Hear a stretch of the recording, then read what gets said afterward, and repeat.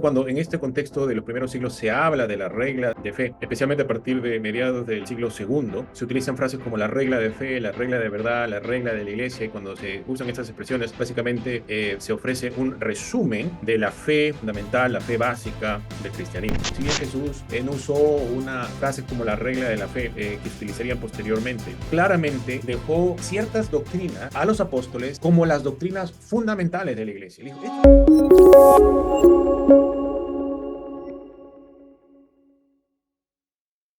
Hola, ¿qué tal? Bienvenidos a Imago Day. Soy Andrés Vázquez y en esta oportunidad estoy junto con el doctor Daniel Eguiluz.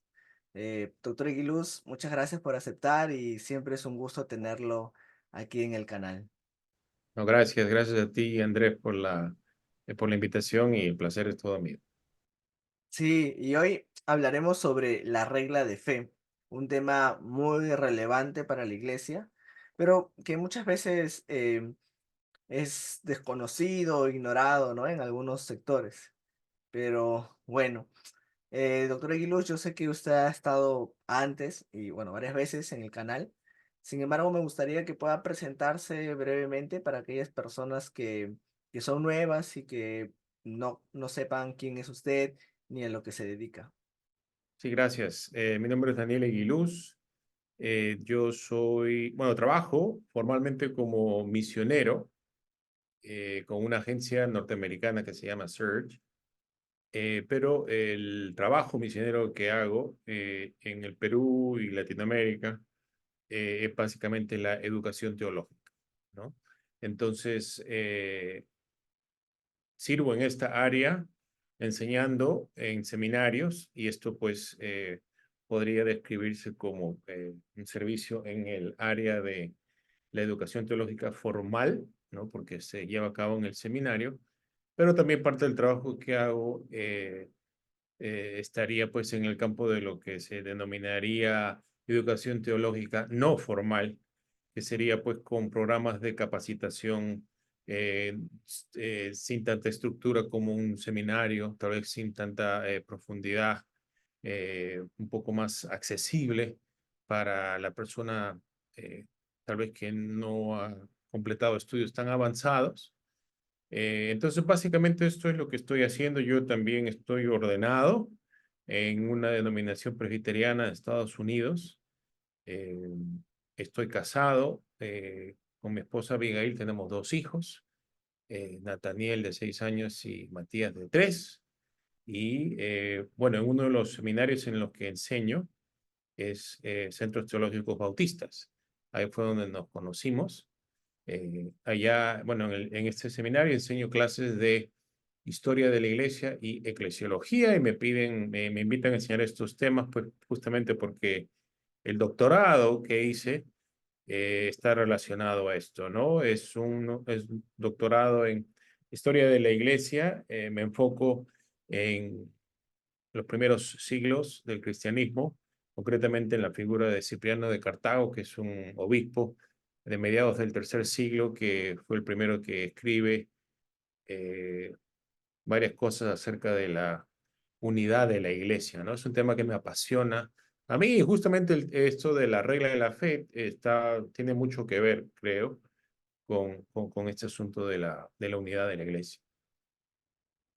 Sí, sí, considero, doctor Aguiluz, que el tema de la unidad de la iglesia es demasiado importante, sobre todo porque ahora vemos en las redes sociales o incluso en conversaciones con familiares o amigos de otras denominaciones que se levanta una especie de celo denominacional, ¿no? Y bueno, a mi parecer eso me da un poco de tristeza porque creo yo que se puede perder esta riqueza, ¿no? Que uno encuentra en conversar con personas de otras denominaciones o incluso podríamos decir de diferentes tradiciones cristianas, ¿no? Eh, pero, pero bueno. Ahora, doctor Aguiluz, me gustaría empezar preguntándole qué era la regla de fe de la iglesia antigua y para la iglesia antigua. Sí, es muy buena, muy necesaria esa aclaración que hacemos cuando decimos la regla de la fe de la iglesia antigua, porque si hablamos de la regla de fe en el presente, eh, yo creo que la mayoría de evangélicos van a decir, bueno, la regla de fe es la Biblia, ¿no? De hecho, mencioné que yo soy presbiteriano, ¿no? Y nuestros estándares doctrinales son los estándares de Westminster y la Confesión de Westminster identifica a la Biblia como la única regla de fe, ¿no? Entonces es importante entender de que en un contexto eh,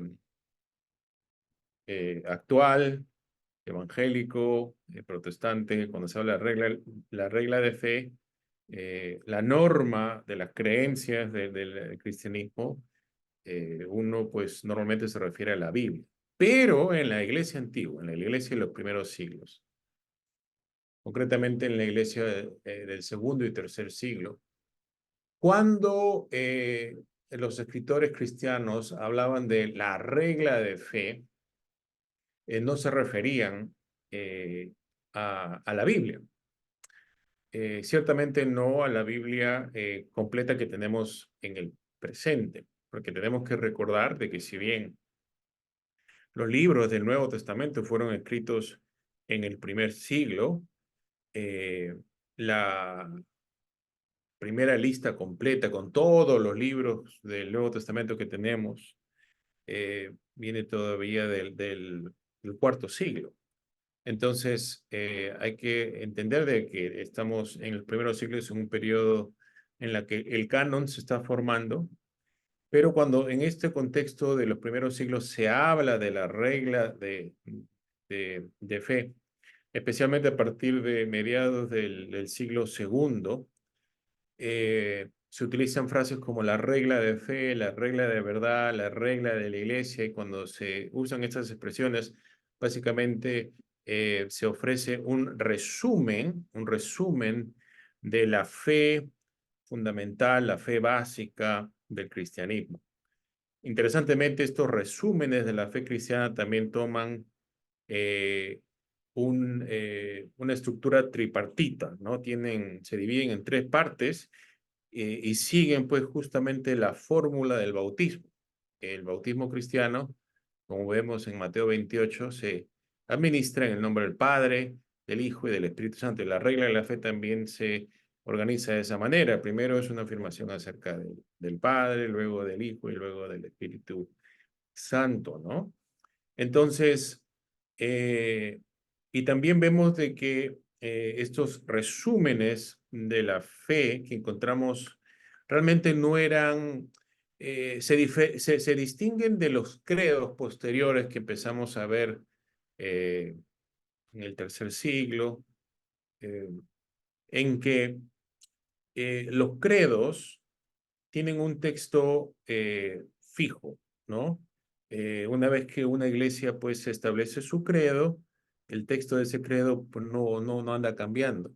Mientras que cuando se habla de la regla de la fe, son resúmenes que no necesariamente utilizan las mismas palabras. El mismo autor puede hablar de la regla de la fe, repasar el contenido y luego en el mismo escrito, en la misma obra, hacer otra referencia a la regla de la fe y ofrecer un resumen que, si bien en esencia presenta el mismo contenido, puede variar un poco en los detalles. Entonces vemos de que la regla de la fe básicamente se refiere pues a, como una vez más, la fe fundamental de la iglesia, la fe central, la fe evangélica, la fe apostólica, que se resume, pero se le llama la regla porque vemos que la idea es de que la fe apostólica que está resumida en esta regla,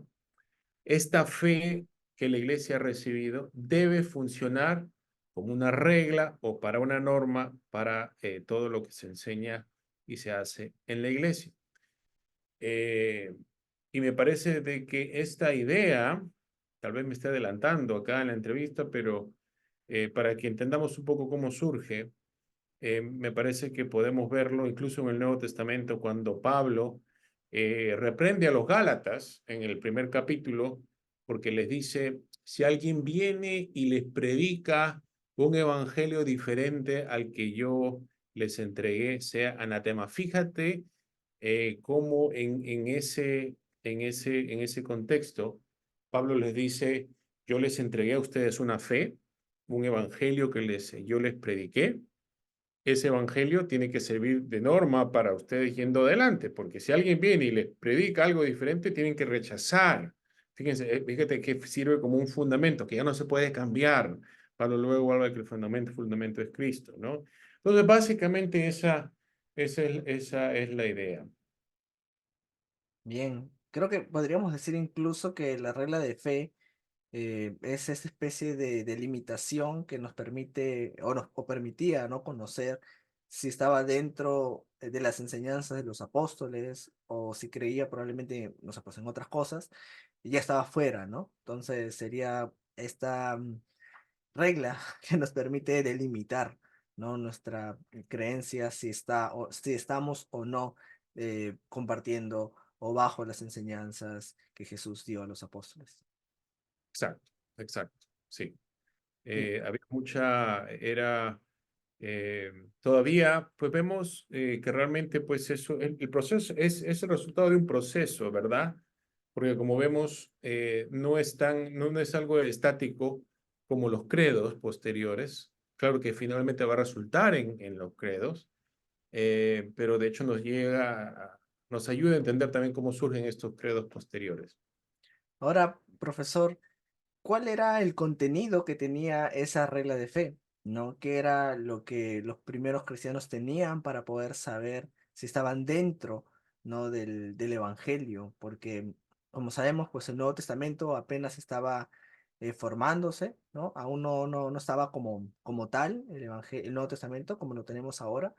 Entonces, ¿qué era lo que tenían los primeros cristianos para poder saber que estaban justamente creyendo en en las enseñanzas, ¿no? De los apóstoles? Bueno, fíjate, volviendo al caso de lo que Pablo les dice a los Gálatas, ¿verdad? Les dice, si alguien viene, fíjate, no les dice si alguien viene y trae más libros de los que yo les he dado, ¿no? O rechaza algún libro. Fíjate cómo la norma en ese caso no es eh, una colección de libros, en lo que Pablo le está diciendo, sino es es un mensaje entregado de manera pues oral.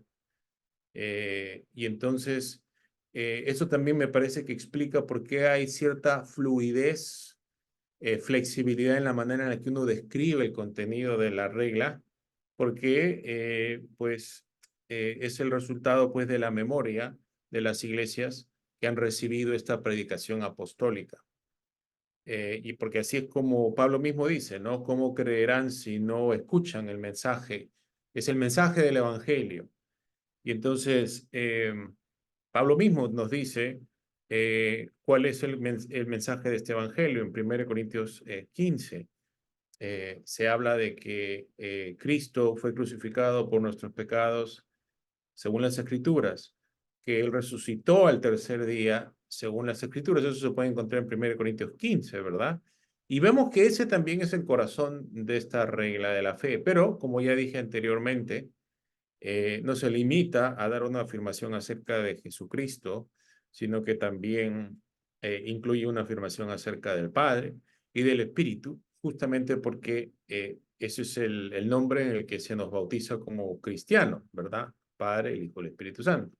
Entonces, lo que se dice del Padre típicamente es que Él es el creador de los cielos y de la tierra, ¿verdad? Eh, de Jesucristo, aparte de que fue crucificado por nuestros pecados y fue resucitado al tercer día, se afirma muchas veces, pues, bueno, se afirma claramente siempre de que es el Señor, de que Él es, pues, el Cristo, ¿verdad? El Mesías prometido. A veces se afirma de manera explícita también su divinidad, ¿no? Se menciona fue nacido por el Espíritu Santo, de la Virgen María, su crucifixión, como ya mencionamos, la resurrección también se puede agregar un comentario acerca de su ascensión, ¿verdad? Entonces ese sería eh, el centro afirmación cristológica, y luego pues también se habla del Espíritu Santo. Del Espíritu Santo comúnmente se dice que él inspiró a los profetas. Otras veces no se dice mucho del Espíritu Santo, pero ciertamente que acompaña estas. Y también es común que luego también se encuentre alguna afirmación acerca de la iglesia, y es curioso eso, llama la atención, pero hay que entender que también los padres entienden a la iglesia como producto del Espíritu Santo. Eso lo vemos en Pentecostés, ¿no? Llega el Espíritu Santo y lo que hace es formar a la iglesia, ¿no? Entonces, básicamente, esto es el contenido en esencia. Y como dijimos, si comparamos este contenido a los credos posteriores, vemos que eh, es lo mismo, ¿no? Es lo mismo. Bien, profesor, muchas gracias. Y sí, ¿no? Nuevamente, esto les permitía a los cristianos saber cómo moverse, ¿no? Dónde pisar y dónde no pisar, si lo vemos de esta manera. Ahora, leyendo el artículo que usted escribió, que de hecho voy a colocarlo en la descripción del video para todos aquellos que quieran profundizar un poco más en la regla de fe, el doctor Iglus ha escrito un artículo al respecto, así que ahí va a estar. Em, Leyendo el artículo, justamente usted menciona varios ejemplos, ¿no? Menciona primero a Ireneo, por ejemplo, menciona a Ireneo, que años después eh, como que modifica un poco la regla de fe, luego también está Tertuliano y Orígenes, quienes también escriben al respecto. Entonces, quisiera que pueda comentarnos un poco sobre estas variaciones, ¿no? Que encontramos en la regla de fe y también cómo se manejaron, ¿no? Estas diferencias dentro de la comunidad cristiana antigua. Bueno, cuando hablamos de la regla de la fe, sería bueno también esclarecer, ¿no? Que como tú acabas de decir, pueden ser diferencias, pero no necesariamente contradicciones, ¿verdad? Porque si encontramos contradicciones, si hubiesen contradicciones acerca de este punto, ahí sí que había problemas. ¿Por qué? Porque justamente la regla te dice, estas son las cosas que se tienen que creer, y si estas son las cosas que se tienen que creer y se cree de manera errónea, entonces ahí es donde entramos en problemas. Pero esto nos lleva a entender un poco también por qué es que se desarrolla un poco estas afirmaciones, y también por qué se puede encontrar un poco de variaciones de una presentación a otra de la regla. Y es lo siguiente, uno se podría preguntar, bueno, pero si la regla sigue la estructura del bautismo, ¿por qué es necesario eh, agregar, por ejemplo, del Padre? Si el bautismo solamente dice Padre, Hijo y Espíritu Santo, ¿por qué es necesario decir que el Padre pues es el creador del cielo y de la tierra? Eso pues parece obvio, ¿no? ¿Por qué agregar eso? Y es que lo que pasa es de que la regla y los credos expanden ciertos puntos justamente con el ánimo de corregir errores que empezaron a surgir en la iglesia. Entonces, en el caso de la iglesia, eh, pues vemos que van a surgir en los primeros siglos herejes como Marción, que van a negar de que el Dios verdadero sea el Dios creador del Antiguo Testamento, ¿no? Entonces, contra herejes, contra Marción, los padres de los primeros siglos van a decir, creemos en el Padre, y a propósito, al Padre en el que creemos es el creador del cielo y de la tierra, no es otro Dios aparte de este creador, ¿no? Y entonces por eso es que también eh, vemos que este tipo de afirmaciones también nos ayudan en el presente, ¿no? Porque, por ejemplo, si lo queremos aplicar esto a una circunstancia del presente que nos pueda ser útil a los evangélicos en el presente también, vemos que hay grupos como los mormones, pues que tienen, utilizan la Biblia, pero también tienen sus libros, y ellos hablan de Padre, Hijo y Espíritu Santo, pero lo que quieren decir con Padre, Hijo y Espíritu Santo no tiene nada que ver con lo que la Iglesia históricamente ha confesado acerca del Padre, el Hijo y el Espíritu Santo. ¿no? Entonces, este punto nos ayuda a ilustrar de que no es suficiente decir Padre, Hijo, Espíritu Santo, porque hay grupos que lo pueden interpretar de diferentes maneras. Es necesario, pues, explicar un poco de lo que queremos decir justamente para evitar malentendidos y errores que pueden ser muy, muy graves, porque estamos hablando de estos puntos más básicos, fundamentales. Y esto también explica por qué, una vez más, como no hay un texto fijo del credo, sino hay la voz de los apóstoles que todavía está resonando en la memoria de la iglesia, ¿verdad? Entonces, cuando, por ejemplo, Ireneo está escribiendo en su capítulo y en el capítulo él, digamos que está hablando contra los gnósticos que niegan de que el Padre es el creador, pues va a querer en su presentación de la regla elaborar un poco más acerca del Dios creador. Mientras que, por ejemplo, si Tertuliano está hablando eh, de la, de la regla de la fe, y en el caso de él, en el contexto que él está escribiendo, él quiere criticar a aquellos que, por ejemplo, no niegan la encarnación de Jesucristo, pues el punto que él va a elaborar va a ser justamente lo de la encarnación. ¿No? Entonces, si leemos para hacer estos dos ejemplos, ¿no? Si vemos a Ireneo, vemos a Tertuliano, vamos a ver que el contenido en sí es el mismo, pero los puntos que van a desarrollar va a ser un poco diferentes porque están respondiendo a problemas distintos, ¿no? Entonces, esto también nos puede ayudar a entender por qué es que se encuentra. Pero una vez más, esto también lo que nos recuerda es de que estamos en un punto del desarrollo de la doctrina en que todavía hay mucha fluidez, ¿no? Todavía no hay estos textos fijos, no hay todavía un canon en el Nuevo Testamento que todo el mundo reconoce, como tampoco no hay un credo universal, como va a ocurrir posteriormente, ¿no? Entonces todavía hay mucha fluidez, eh, hay variedad también, y esto también explica también por qué es que en algunos casos surgen algunas ideas que finalmente la iglesia tiene que rechazar porque no son adecuadas. Bien. Sí, y bueno, ahora me gustaría, aunque pues ya usted adelantó un poco de la respuesta, pero que ahonde un poco más sobre el surgimiento de la regla de fe, ¿no? ¿Dónde surgió y también cómo es que se desarrolló justamente la doctrina, o mejor dicho, la regla de la fe? Sí, esa es una buena pregunta porque me parece que es esencial de que entendamos nosotros, porque al final, fíjense, si es Ireneo, especialmente en nuestro contexto evangélico. Si Ireneo fue el que se inventó esto, si Tertuliano, entonces pues, ok, fueron maestros importantes de la iglesia, pero no son infalibles, ¿no? Eh, Ellos no están en la Biblia, entonces no son inspirados. Entonces, ¿por qué tienen que ser normativo lo que ellos dijeron, no? Entonces, me parece que aquí uno podría demostrar de que ellos están diciendo la verdad cuando dicen ellos, porque lo dicen en sus escritos, de que esta regla la iglesia la recibió de Jesucristo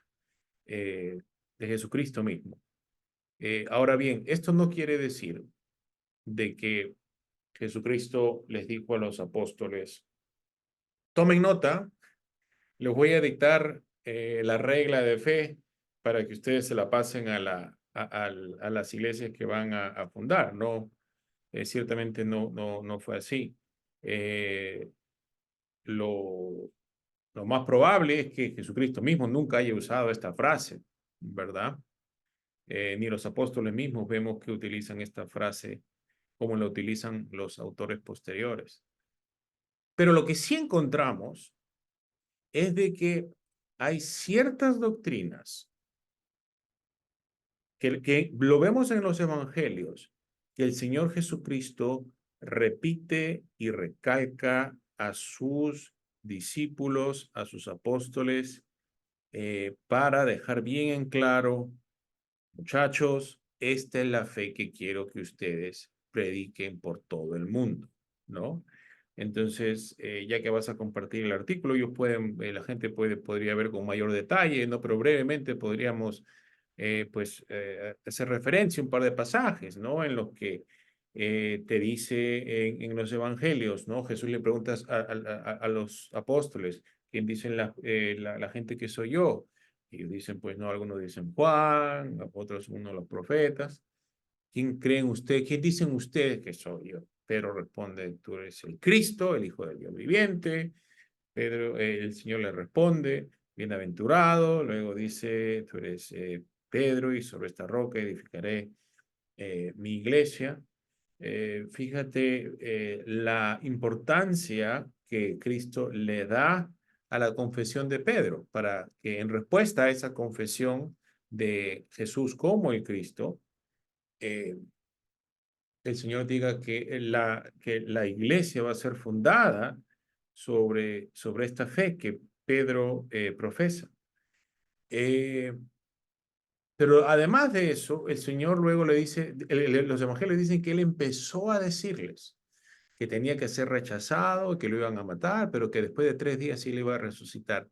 Y la cuestión es de que Él no solamente les dice esto una vez, sino que el Evangelio nos dice que Él se los decía de manera repetida, antes que ocurran las cosas.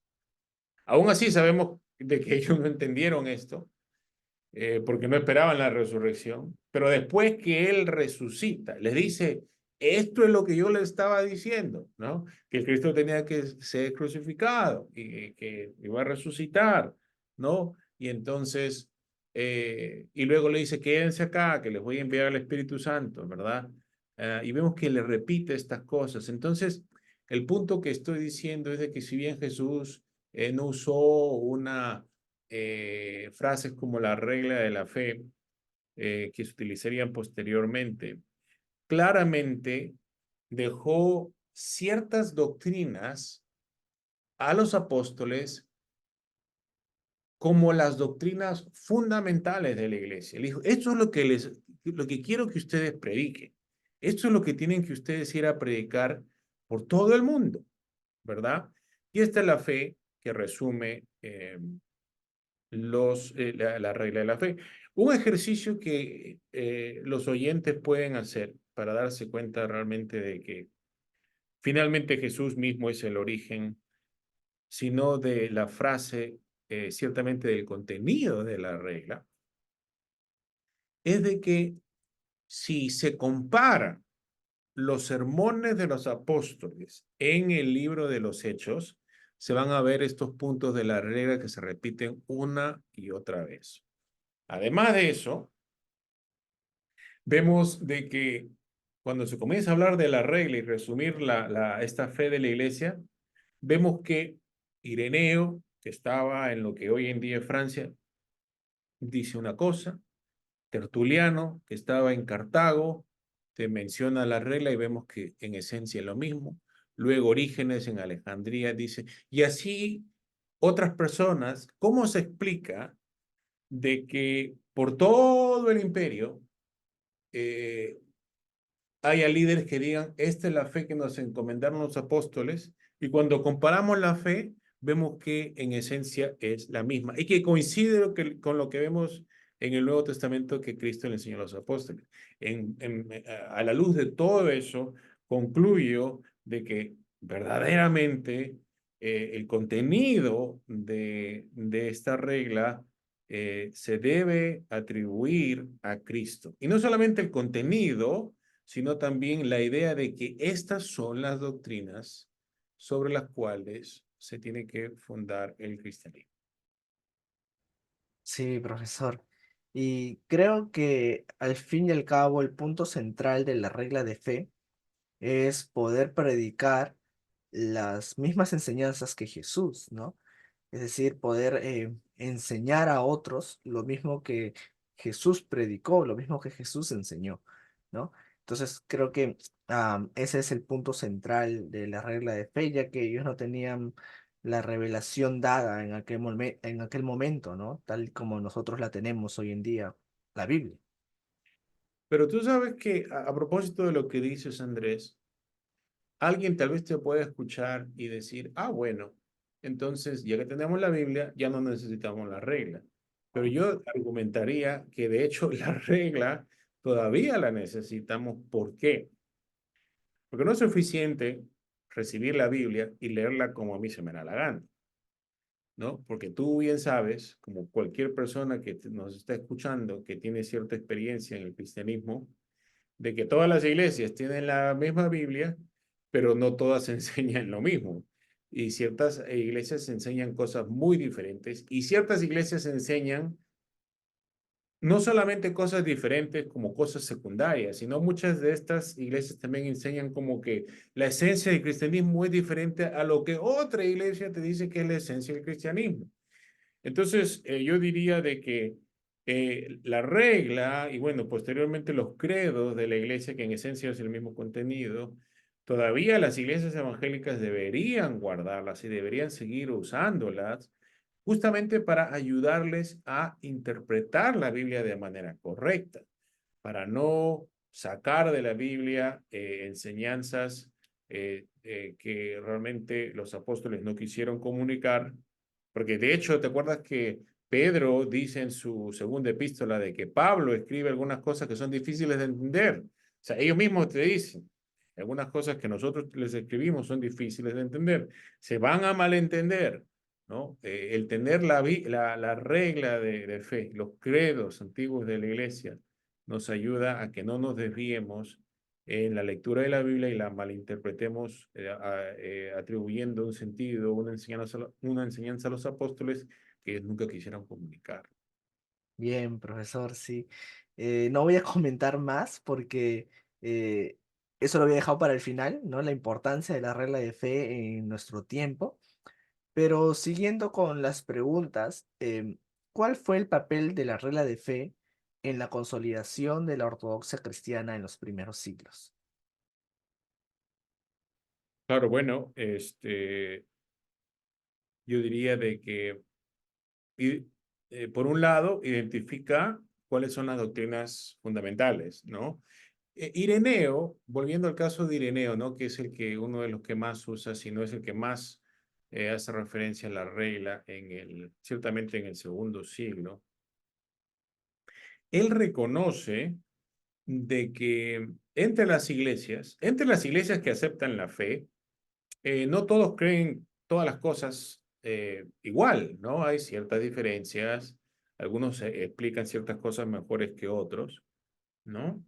Pero aún así, reconociendo que tienen la misma regla, la misma fe, se pueden recibir como iglesias hermanas, ¿no? Entonces, por un lado, la regla nos ayuda a identificar estas doctrinas en las que, las doctrinas fundamentales, las doctrinas en las que realmente tenemos que estar de acuerdo, ¿verdad? Como cristianos, para tener comunión como iglesias hermanas. eh, Nos da cierta dirección en el desarrollo de estas. Claro que estas reglas iniciales, justamente por lo que son resúmenes, tampoco son tan detalladas y posteriormente van a surgir debates acerca de lo que sus expresiones van a querer decir. Pero entonces, de cierta manera, ponen en la mesa y establecen los temas que van a ser de interés primario para el desarrollo de la ortodoxia cristiana en los siglos posteriores, ¿no? Entonces, de cierta manera, establecen la agenda para la labor teológica para siglos posteriores y también esta norma de ortodoxia. Y- Y bueno, tal vez otra cosa, no sé si lo quería dejar esto también para después, pero una de las cosas que también es que la regla va a ser de una ayuda grandísima, es entendiendo pues que la regla representa la fe que los apóstoles le encomendaron a la iglesia. Hay que entender que también esto le ayuda a la iglesia, a las iglesias, a reconocer los libros del canon, ¿no? Porque entonces, si recibían cosas de los apóstoles, que supuestamente eran de los apóstoles, pues necesariamente tenían que estar de acuerdo con la fe que les habían entregado anteriormente.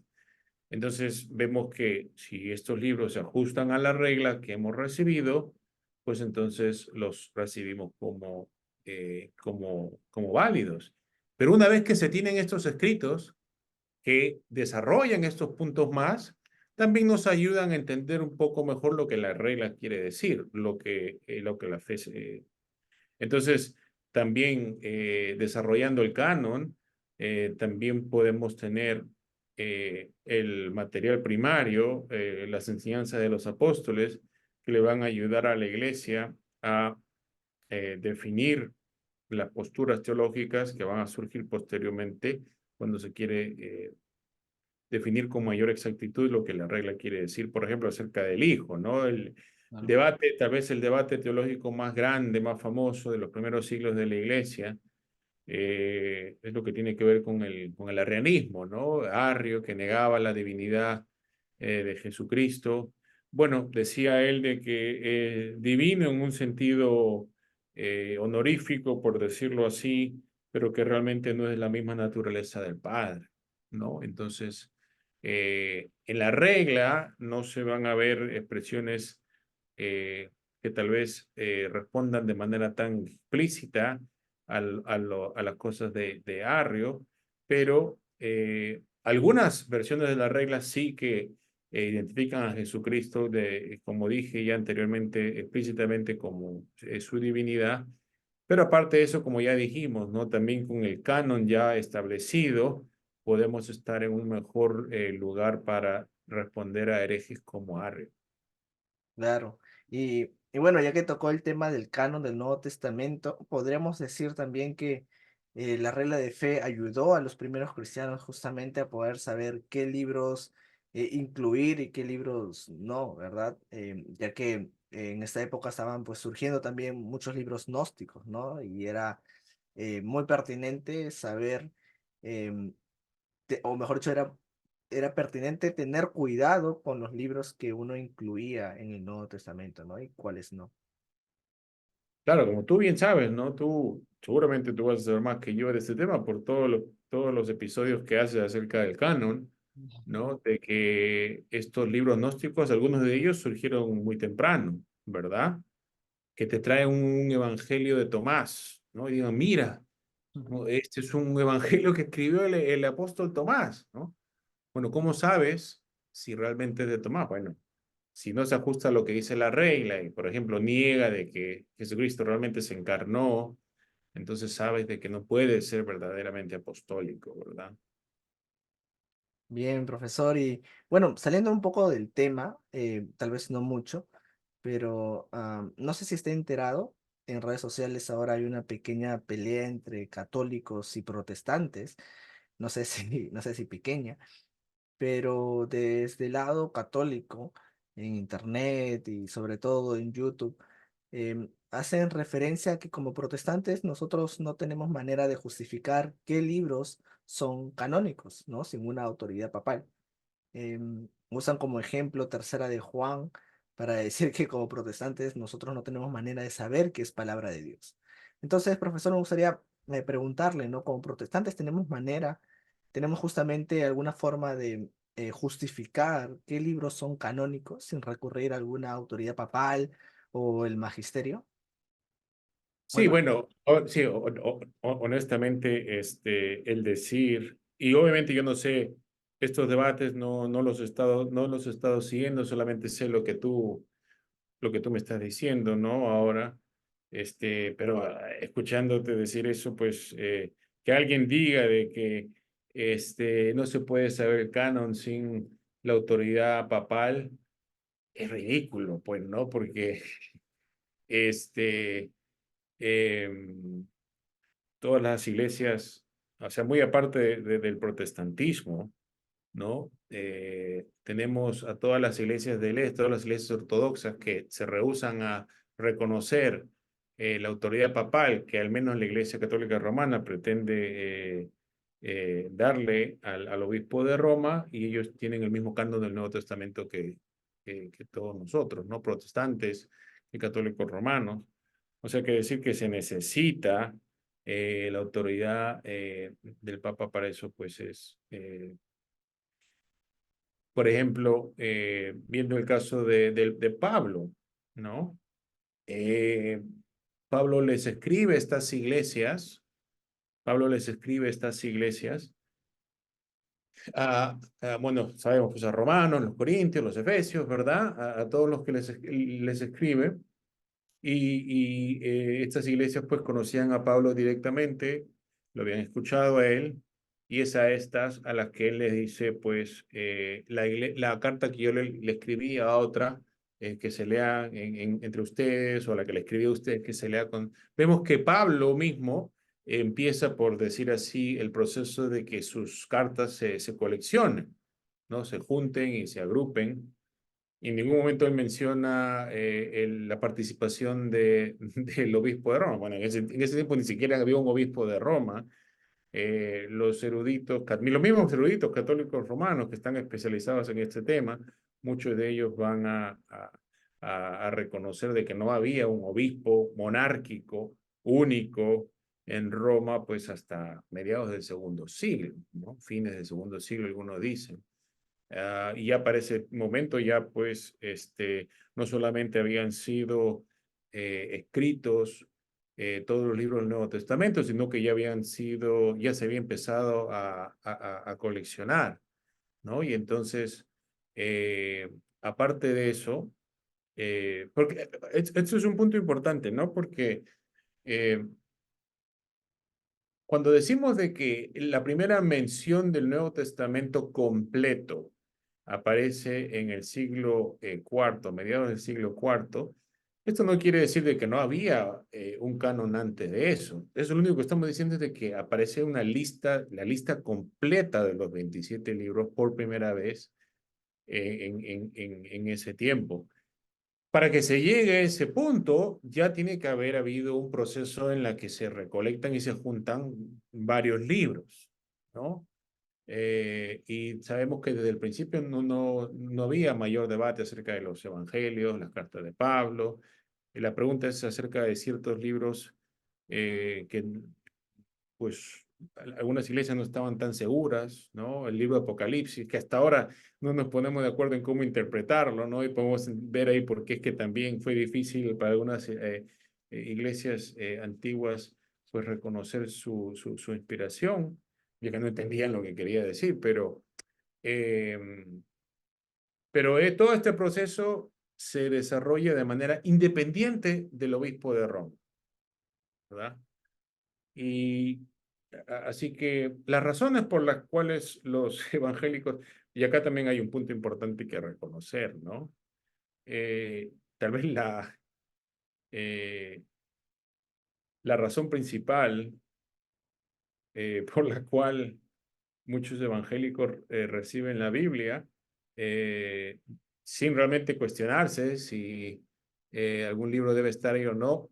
O sea, nosotros no hablamos los evangélicos normalmente de esa manera, pero la verdad es que en la mayoría de casos yo diría que es la tradición, simplemente uno lo ha recibido, esta es la Biblia, y la gente no se cuestiona, ¿verdad? Hasta que tal vez se entera de estos debates con los católicos romanos acerca de la diferencia entre los libros deuterocanónicos. Pero yo diría que la mayoría simplemente pues no sabe cómo se ha formado, lo reciben y simplemente lo toman por fe de que esto es.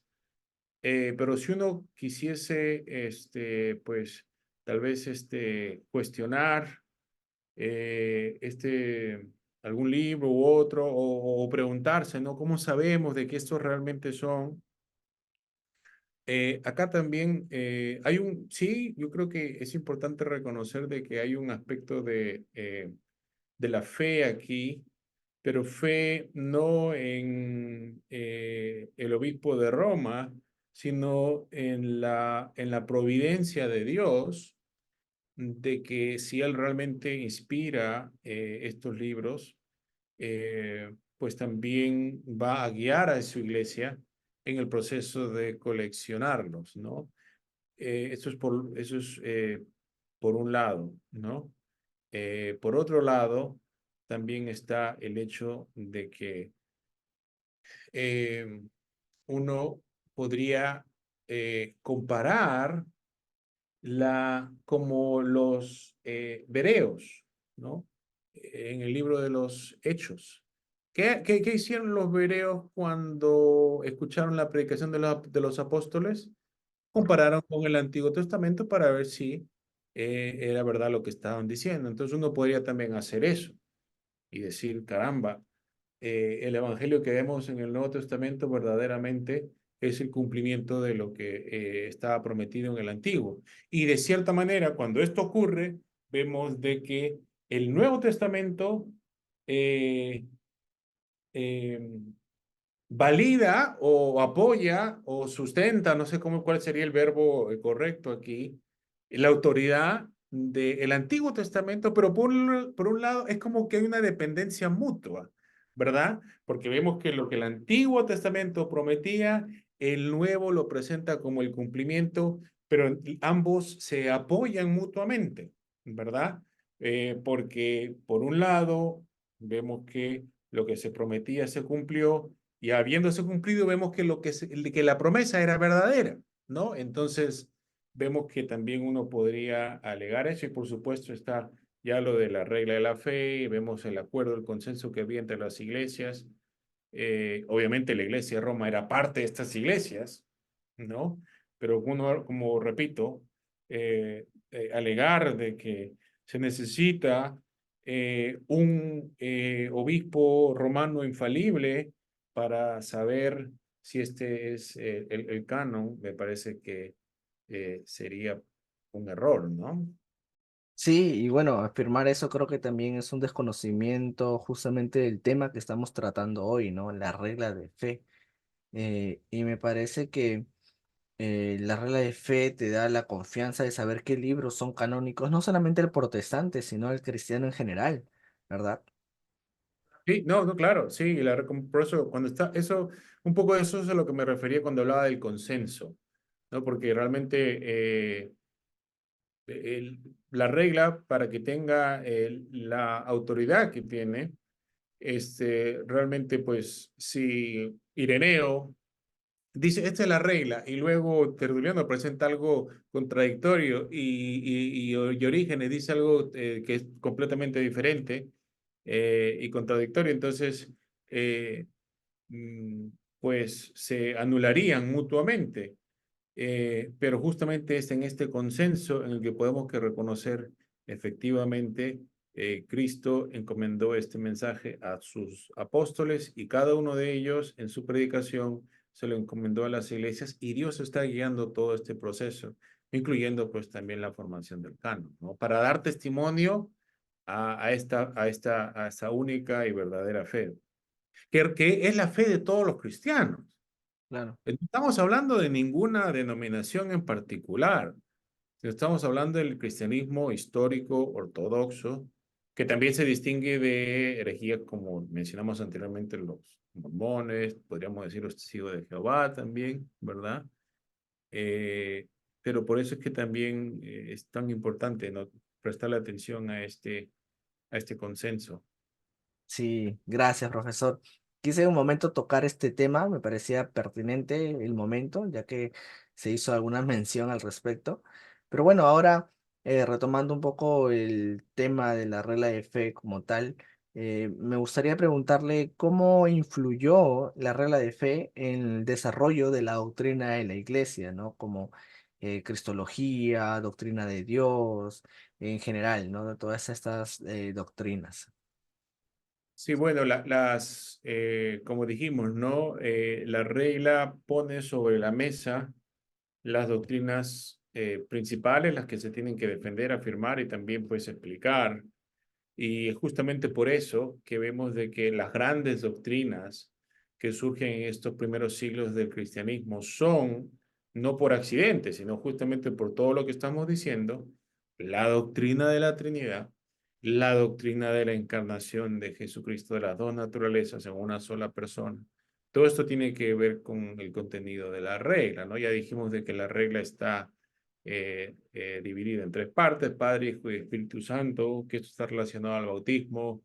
ah, y pues vemos que desde el comienzo, justamente porque se le atribuye la salvación eh, de los pecadores al Padre, al Hijo y al Espíritu Santo, tanto por el bautismo como también por la regla que resulta de esto, pues también se concluye de que estos tres son divinos y que y que en algún sentido pues tienen que ser un solo Dios, porque la Biblia pues te repite hasta el cansancio de que no hay muchos dioses, sino un solo Dios, ¿no? Entonces, pero se le atribuye la salvación, y sabemos en el Antiguo Testamento que la salvación es de Jehová, no es de ningún otro, es de Jehová, de Yahvé, pero se le atribuye al Padre, al Hijo, al Espíritu Santo. ¿Cómo puede ser esto posible?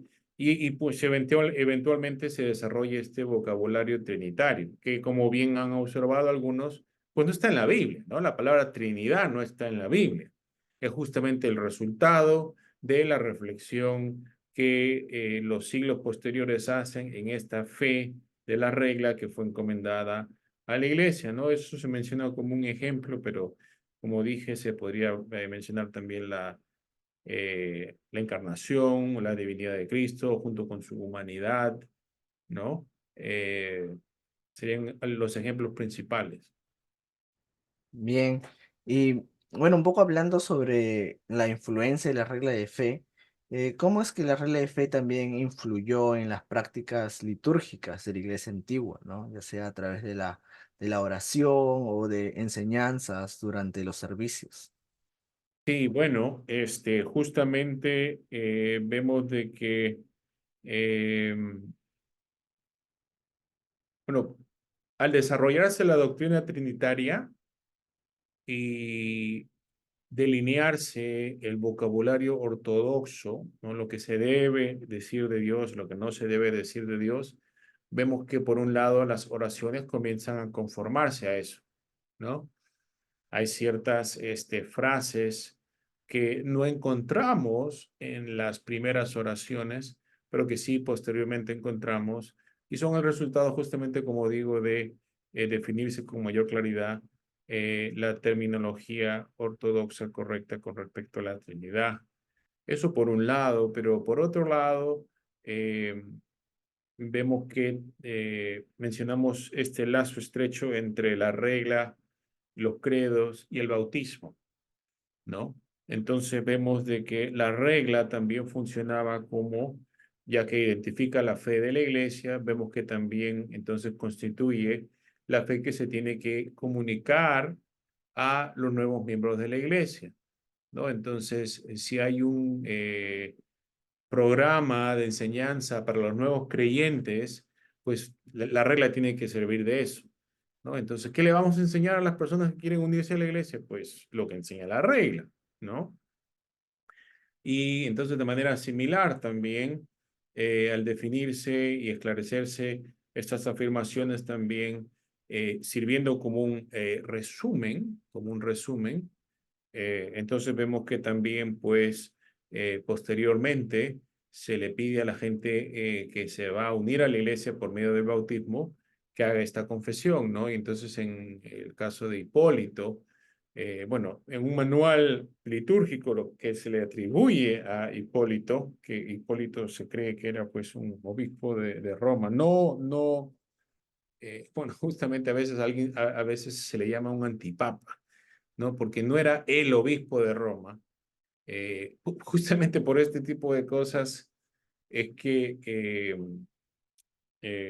uno se pregunta, pues, ¿cuándo es que surge el único obispo de Roma, ¿no? Porque a Hipólito se le asocia con Roma sin que él sea el obispo de Roma, ¿no? Entonces hay esa pregunta, pero ese no era el punto que quería hacer, simplemente menciono esto para entender un poco a quién se le atribuye, pero en un manual litúrgico que se le atribuye a Hipólito, que se llama este manual La Tradición Apostólica, pues se describe el tipo de preguntas que se le hace a una persona que va a ser bautizada, ¿no? Entonces se le hace, ¿no crees en Dios Padre, Creador de cielos y de la tierra? Sí, creo. Entonces, primera inmersión.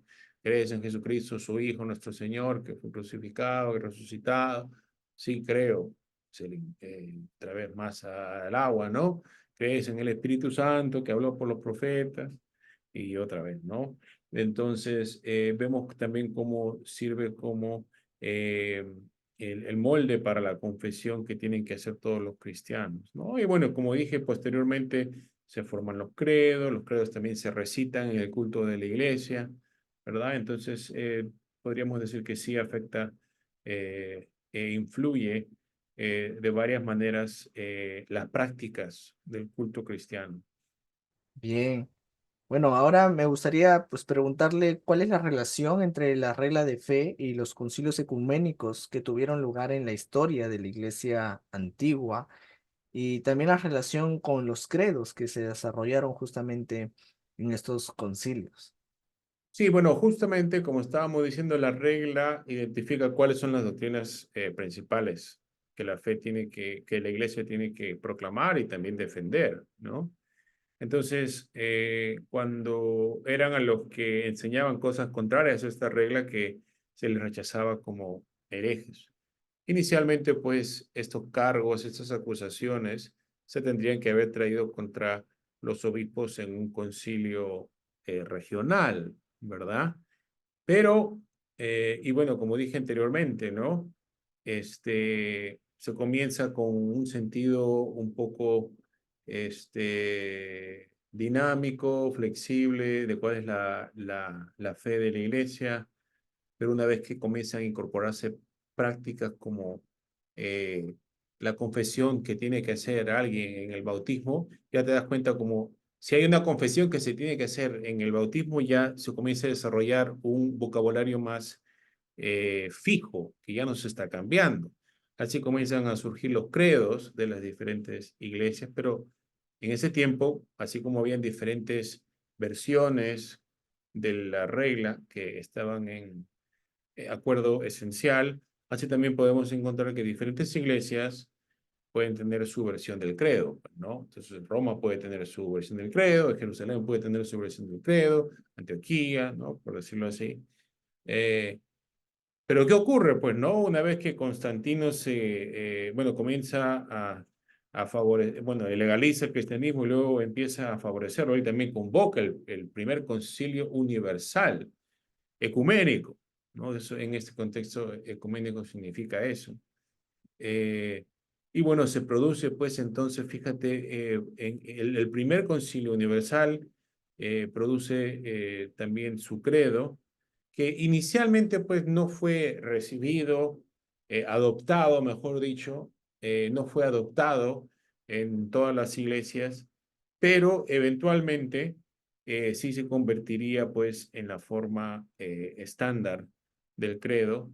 No estamos hablando del credo de los apóstoles, sino el credo de Nicea, que es, a veces se le llama el credo largo, porque pues es más largo el credo de los apóstoles, pero es el credo pues que también responde a Arrio, y como responde a Arrio, incluye expresiones como refiriéndose a Jesús como luz de luz, de Dios verdadero, engendrado, no creado, ¿no? Entonces es un poco, es un poco más desarrollado que el credo de los apóstoles, pero así como también se explica pues cómo se estandarizó una, finalmente, ¿no? Y como digo, esto no es automático, es resultado de un proceso, pero finalmente quedamos con una forma del credo que es aceptado por todas las iglesias. Genial. Y bueno, ya pasando casi a la última parte de la entrevista, me gustaría preguntarle justamente si hubo desafíos o controversias asociadas con la regla de fe en la iglesia antigua. Bueno, podríamos decir pues de que por un lado están los desafíos que surgen cuando eh, hay los debates acerca de lo que significan estas cosas, ¿no? Ya mencioné de que el caso de Arrio, podría ser el más famoso, que él es capaz de afirmar lo que decían estas reglas, estos credos, estos primeros credos. Él era capaz de afirmar todo, él era capaz de decir que creía todo lo que la Biblia enseñaba, pero Ah, lo interpretaba a su manera, pues, ¿no? ah, Eh, y entonces es ahí cuando surge la necesidad de desarrollar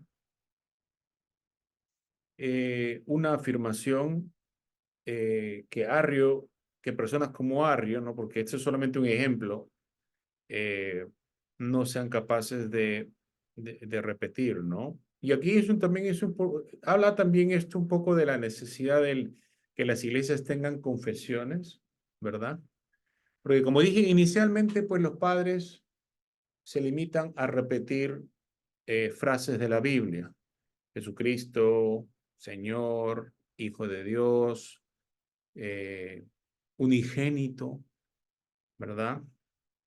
Pero ¿qué quieren decir estas cosas? Muy Arrio podía repetir todas estas cosas, pero atribuirles un sentido completamente inaceptable, ¿no? Y entonces es por eso que se necesitan estos credos que realmente no solamente repitan lo que la Biblia dice, sino que eh, pues expliquen cómo es que se interpretan estas cosas. Y como digo, esto es necesario porque a veces algunos hermanos evangélicos dicen, el único credo que tengo es la Biblia, ¿no? O solamente creo lo que la Biblia dice. Pero ¿qué resulta? Que todos en la congregación dicen que creen la Biblia, pero cuando les preguntamos qué crees que la Biblia enseña, cada uno te dice una cosa diferente, ¿no? Entonces la Biblia tiene que ser interpretada, ¿no? Tiene que ser interpretada correctamente. El credo nos ayuda justamente a llegar a una interpretación eh, correcta, pero entonces acá las diferencias surgen justamente en definir exactamente lo que se quiere decir acerca de estas. Por eso es que también los credos, estos resúmenes, tienden a ser muy cortos, tú sabes, porque se busca un consenso. Mientras más largo uno hace algún discurso, más difícil, o fíjate, si uno más se alarga, y sigue hablando de diferentes cosas, la probabilidad de que pues entonces haya desacuerdo también aumenta. Entonces, por eso es que también para llegar a un consenso, estas afirmaciones se mantienen cortas. El riesgo de eso es que si lo mantienes corto, también pues también se crea la posibilidad de malentendido o que se interpreten de diferentes maneras. Y ahí es donde surge la necesidad de definir, ¿no? ¿Qué es lo que se quiere decir con estas cosas? ¿No? Entonces, eso es un poco de los retos que surgen que de cierta manera pues continúan hasta el presente, ¿no? Uno puede leer, porque, punto importante, ¿no? Mencionamos de que después del primer concilio ecuménico, el primer concilio universal, bueno, no fue inmediato, pero eventualmente todas las iglesias eh, aceptaron, incorporaron el credo de Nicea. Esto no se limita a iglesias antes de la Reforma, sino también después de la Reforma, ¿no? Los protestantes evangélicos, no todos obviamente, pero muchos ciertamente en las iglesias más históricas, seguimos recitando el credo de Nicea, ¿no? Pero vemos de que los debates todavía no se han acabado, ¿no? Porque, por ejemplo, en el credo de Nicea se dice de que se cree en la iglesia que es una santa, católica y apostólica. Tú le preguntas a un católico romano qué quiere decir, porque hace esa misma afirmación que yo hago, pero tú le preguntas él qué quiere decir con esta afirmación, la respuesta va a ser diferente a la que yo te voy a dar, ¿no? Entonces, hasta el presente vemos que sigue un poco esto y tiene que ver con pues, cómo entendemos, cómo interpretamos, cómo definimos estas afirmaciones que encontramos en la regla de la fe y en el credo, ¿no? sí, y creo que eso hace que la regla de fe siga teniendo importancia, hoy en día, ¿no? Como usted ya lo mencionó anteriormente. Y usted acaba de mencionar una frase que yo escucho con regularidad, que es, no, pero yo creo en lo que dice la Biblia, ¿no? O yo solamente hago caso a lo que la Biblia dice, ¿no? Algo así. Pero lo curioso es que cuando analizamos esta frase, no solamente lo dicen las demás denominaciones, sino que también varias sectas utilizan la misma frase, ¿no? Yo creo en lo que la Biblia dice. Muchas veces por ejemplo, para muchas personas que niegan la Trinidad, hacen uso de esta frase, ¿no? Diciendo o aduciendo que la Trinidad pues es un invento posterior, ¿no? De siglos posteriores. Y te dicen, no, yo solamente creo en lo que dice la Biblia, ¿no? Entonces, sí, pues todas las tradiciones cristianas, todas las denominaciones cristianas pretenden y tratan en la medida de hacer lo que dice la Biblia, ¿no? O enseñar lo que ellos consideran que la Biblia está predicando. Y diría yo que incluso también las sectas, ¿no? Ellos creen en su error porque creen que así lo dice la Biblia, ¿no? O creen que la Biblia enseña eso. Entonces creo que el punto está en cómo delimitamos eh, ciertas doctrinas, ¿no? Y cómo nos aproximamos e interpretamos realmente las doctrinas que la Biblia enseña. Y lo bueno es que teniendo la regla de fe a la mano, no nos aproximamos a la Biblia de manera a ciegas, ¿no? Sino que lo hacemos ya teniendo un patrón de cómo dirigirnos y movernos. Sí, y yo creo que es una relación un poco, por decirlo así, simbiótica entre la Biblia y también el credo, ¿no? Así como dijimos de que el Nuevo Testamento ayuda, bueno, el Antiguo Testamento ayuda a establecer la autoridad o confirma la autoridad del Nuevo. Creo que mejor decir confirma porque ciertamente bueno, confesiones reformadas, ¿no? Como las que yo mismo me suscribo como pastor presbiteriano, dice que finalmente la autoridad de las escrituras se dependen pues del testimonio del Espíritu Santo, ¿no? Del Espíritu Santo. Y obviamente esto es verdad, ¿no? Finalmente el que te va a convencer en tu corazón de que lo que estás leyendo es la palabra de Dios, es que el Espíritu Santo testifica en tu propio corazón, ¿no?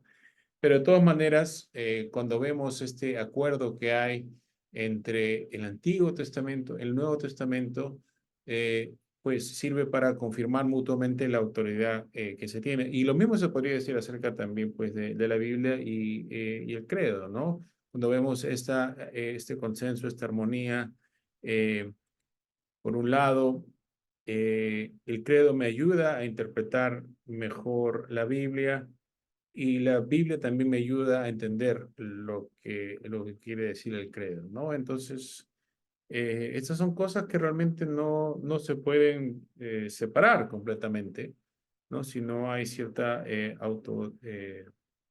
bueno, hay una relación recíproca de cierta manera. Sí, profesor. Y creo que en algunas comunidades evangélicas, no en todas, claro está, pero sí en algunas se cree que la Biblia cayó del cielo, ¿no?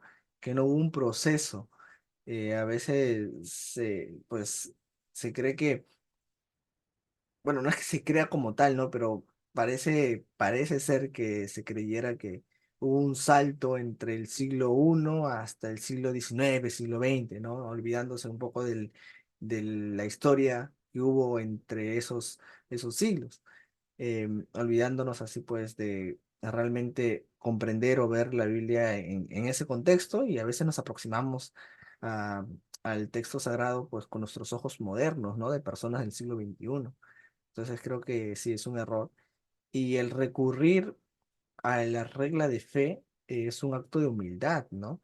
De poder leer y tener en cuenta lo que los primeros cristianos, ¿no? Cristianos antes que nosotros, escribieron y cómo ellos delimitaron el mensaje de los apóstoles, ¿no? Que se remite a su vez al mismo mensaje y enseñanza del mismo Jesús.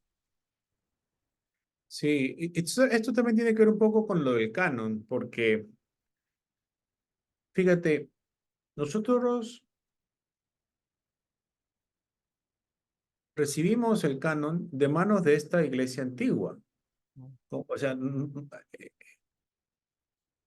cuando tú te convertiste, cuando yo me uní a la iglesia, nadie nos preguntó, ¿te parece que este libro debería incluirse? ¿No? Mm. Eh, todas, todos nosotros se nos entrega la Biblia, no como algo que esté en proceso de debate o que esté en discusión, sino es algo que ya está establecido. Estos son los libros de la Biblia. Acá no hay un debate abierto acerca de cuáles deben, ¿no? Esto es lo que hemos recibido y esto es lo que... Y nosotros recibimos esto de la iglesia antigua. Ellos fueron los que recibieron los primeros libros y los recolectaron. Obviamente nosotros creemos de que el Espíritu Santo está guiando todo este proceso, porque es la iglesia de Jesucristo, ¿verdad? Ciertamente esto no es una obra meramente humana, eh, pero el punto que quiero hacer es de que la iglesia antigua no solamente nos dice a nosotros, tomen esta estos son los libros que Dios nos ha dado, guárdelos con su vida, ¿no? Estas son las escrituras, esta es la Biblia. Ellos no solamente nos dan esa, sino ellos también nos dicen, a propósito, esta es la fe que también nosotros tenemos, y eso está resumida pues en el credo. Entonces, no tiene mucho sentido decir, recibo de tu parte esto, pero no recibo esto. Creo que al hacer esto nos metemos en problemas, ¿no? Bien, profesor. Bueno, creo que hablar de la regla de fe puede tomarnos mucho tiempo, ¿no? Hay muchas ramas por las que podemos ir. Usted bien menciona que está conectado con el tema del canon, así que sí, pues hay eh, mucha tela de dónde cortar, como se dice, ¿no? Pero creo que ha sido un buen momento, un buen tiempo para, sobre todo para aquellos que no tenían conocimiento de este tema. Así que gracias por su tiempo, profesor. Pero me gustaría antes de terminar que tal vez pueda compartir algunos recursos para aquellas personas justamente que están iniciando, quisieran profundizar un poco más en el tema de la regla de fe. Sí, bueno, lo que les recomendaría hacer es, creo que mencionaste que planeabas compartir el enlace con el artículo que escribí. Yo creo que ese podría ser un buen lugar para empezar porque ahora mismo pues esta es una entrevista, pero en el artículo nosotros pues agregamos notas a pie de página, no solamente mencionamos a Ireneo, sino decimos el libro y el capítulo donde se pueden leer estas cosas. Y entonces yo creo que les va a ayudar a los que te están escuchando para que puedan ellos pues profundizar bueno, afianzar las cosas que estamos viendo y poder ir más profundo. Como tú dices, podríamos seguir hablando de esto mucho, pero eh, mi esperanza, lo que le ruego a Dios, es que más allá de escuchar esto, que todos nosotros usemos los credos antiguos de la iglesia como un recurso para nuestra propia vida, formación espiritual y doctrinal, ¿no? Eso, realmente ese es mi anhelo, por eso escribo el artículo, por eso hablo de estas cosas, porque quiero que todos mis hermanos puedan descubrir las riquezas que nuestros antepasados en la fe nos han dejado. Obviamente Dios por encima de todos ellos, guiando el proceso, pero como ya dijimos, lo recibimos de la mano de ellos, ¿no?